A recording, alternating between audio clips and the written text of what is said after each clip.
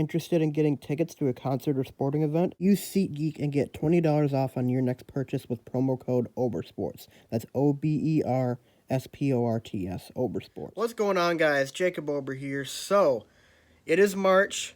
It is the month that NFL free agency starts, and I felt like this was a good time to get out a video on one of the top free agent targets for the Green Bay Packers in the 2020 NFL offseason. And that free agent is tight end Austin Hooper from Atlanta, two-time Pro Bowler the past 2 years. Last year had 75 receptions for 787 yards, the lowest drop rate amongst tight ends in the NFL, only 25 years old.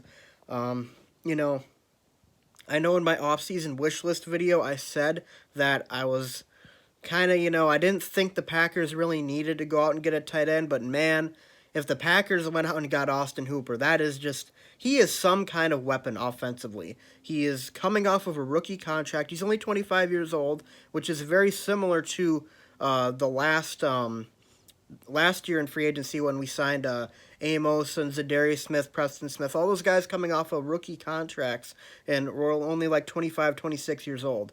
This year, I think the Packers are definitely going to be focusing more on offense in free agency, and this would be a great place to start because the Packers really don't have a whole lot at tight end, although I have said in the past that I am extremely high on Jay Sternberger. I'm really excited to see what he can do in his second year in Matt LaFleur's system, but having a guy, a Pro Bowl caliber tight end like Austin Hooper on the Green Bay Packers would be really, really cool to see, and I would bet money that the Packers are probably going to end up getting him. I mean, it really feels like their sights are set on Austin Hooper right now. And they did say they're going to try and add a couple pass catchers. That can include tight ends. That can include wide receivers. But this seems like a really, really logical choice for the Packers at this point because, they're going to cut Jimmy Graham. If they don't cut Jimmy Graham, then it's a lost cause for this freaking front office. I mean, not that I disagree with any of the things that they've done so far, but I mean, if you don't cut Jimmy Graham, I don't know what the heck you're doing. But that's going to free up about $8-10 million in cap space or so, and that'll allow the Packers to go out and have a little extra cap space to sign a guy like Austin Hooper. I'm not exactly sure how much he's going to cost. I know the franchise tag for tight ends is somewhere around like $10 million this year, so it might be more than that. He might be a little bit on the pricey side, but you add a guy like that to the offense, that's a really, really dynamic playmaker, an extremely talented offensive weapon. You get him on this team on a 3 to 5 year contract at age 25, a season coming off a season where he had 75 receptions. He's also not been that injured throughout his career. I mean, he's played 59 of a possible 64 games in his NFL career so far, so that's very encouraging as well. He almost feels like the anti-Jimmy Graham. He catches the ball, he's fast, he's young, he makes a lot of plays, he doesn't get injured very often.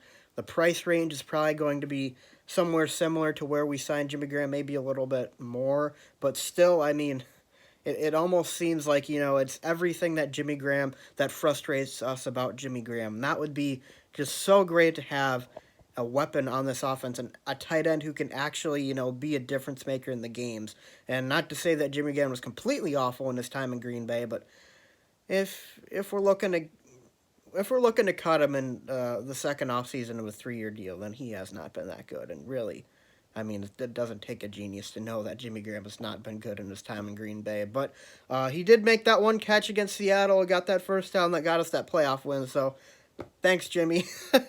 But sorry, I think your time's up in Green Bay if the Packers get Hooper. But having Hooper, Sternberger, and re-signing Mercedes Lewis, that's a pretty good 3 tight end set right there. And I'd love to see him come out in like jumbo formations with Hooper, Sternberger, and Mercedes Lewis. And I would probably use Mercedes more as like a run blocker, and then you have Sternberger and Hooper for your passing situation, your 2 tight end sets. You can spread them out wide. That's just what I think would be. I think that would be really cool to see that happen.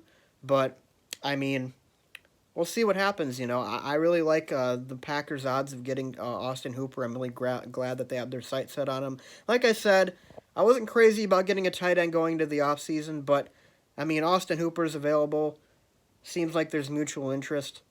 You had a playmaker like that. That's a really, really big difference for the offense next season. So, anyways, guys, so thanks for watching. I'd love to hear what you guys have to say in the comments section below. Do you think that it would be a good idea for the Packers to get Austin Hooper in free agency? Leave a comment in the comments section down below. Be sure to leave a like and subscribe, and I'll see you guys next time. Go Pack, go.